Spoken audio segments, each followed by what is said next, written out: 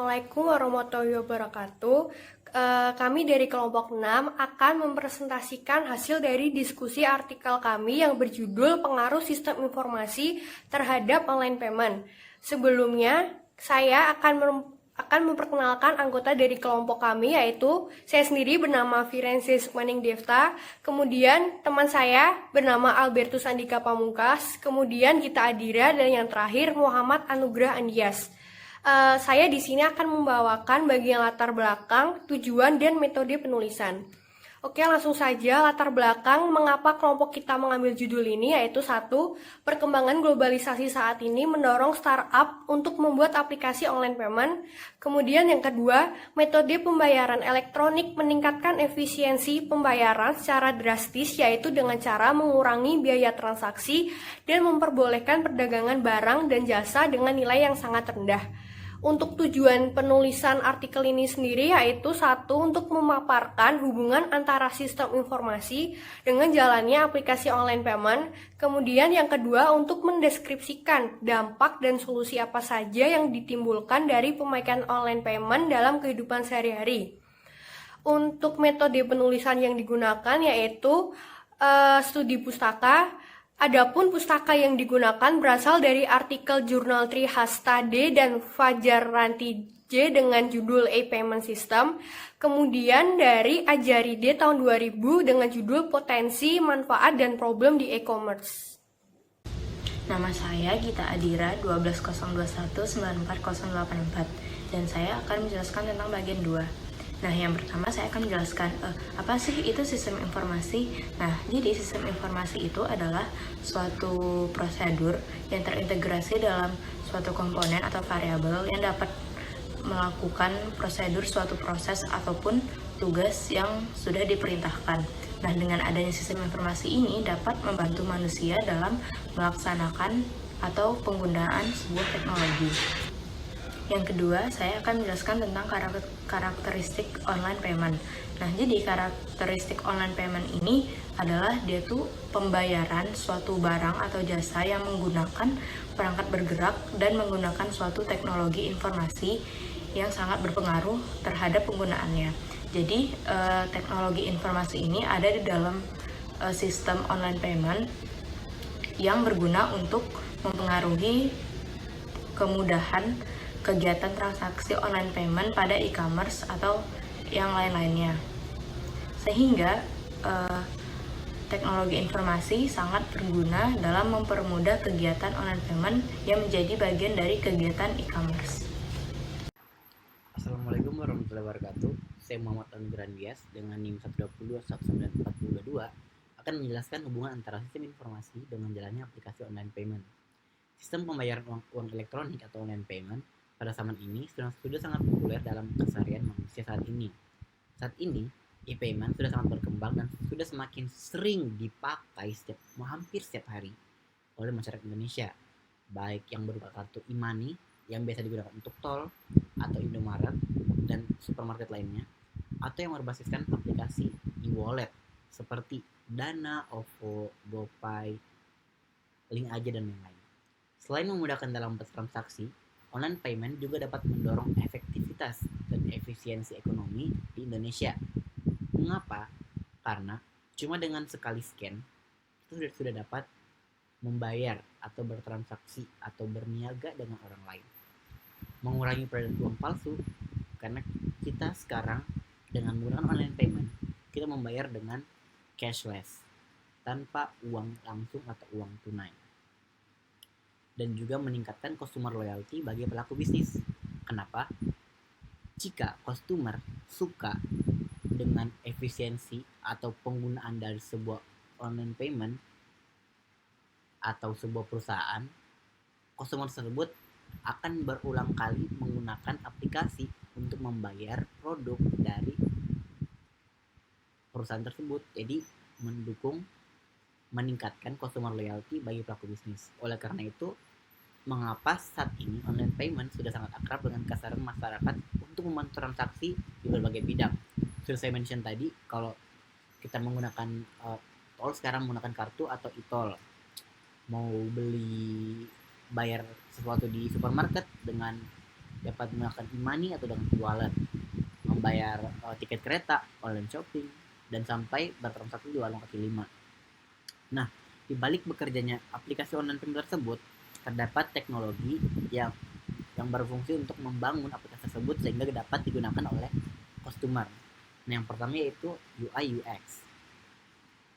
Nah, teknologi ini berhubungan dengan penggunaan user dengan aplikasi. Dengan UI UX ini kita dapat mengoperasikan aplikasi tersebut dengan memencet atau melihat tampilan dari aplikasi tersebut. Yang kedua ada teknologi database yang berfungsi untuk menyimpan, memperoleh, dan membuat data dari user yang tersimpan dalam aplikasi atau server. Nah, dengan UI UX ini, dengan database ini tersimpan data-data kita seperti nomor telepon, jenis pesanan, data driver, dan masih banyak lagi. Yang ketiga yaitu pembacaan kode QR. Nah, teknologi ini berfungsi untuk memindai kode QR dari penjual ke pembeli dalam transaksi pembayaran.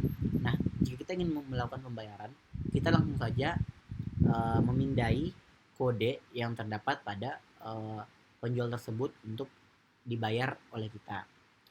Dengan tiga teknologi tersebut, online payment dapat digunakan dengan sebagaimana semestinya. Yang kedua yaitu dampak dan solusi yang didapatkan dari online payment. Nah, pada slide di sebelah sebelumnya saya telah menjelaskan tentang manfaat dari online payment yang garis besarnya yaitu meningkatkan efisiensi dan kecepatan dalam bertransaksi.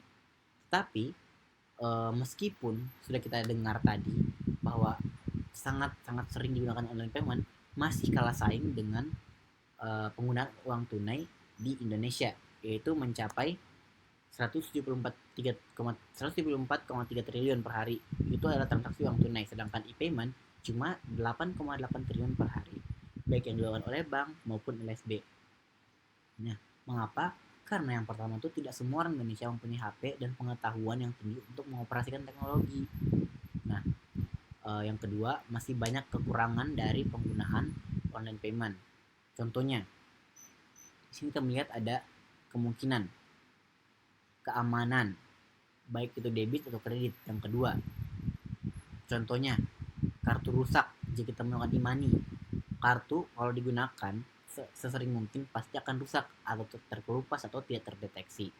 Boros, saking gampang digunakannya, seringkali user atau pengguna makin boros untuk mengeluarkan dana, lebih sering mengeluarkan dana untuk membelanjakan sehingga lebih boros, menimbulkan hutang dan lain sebagainya. Kenapa menimbulkan hutang?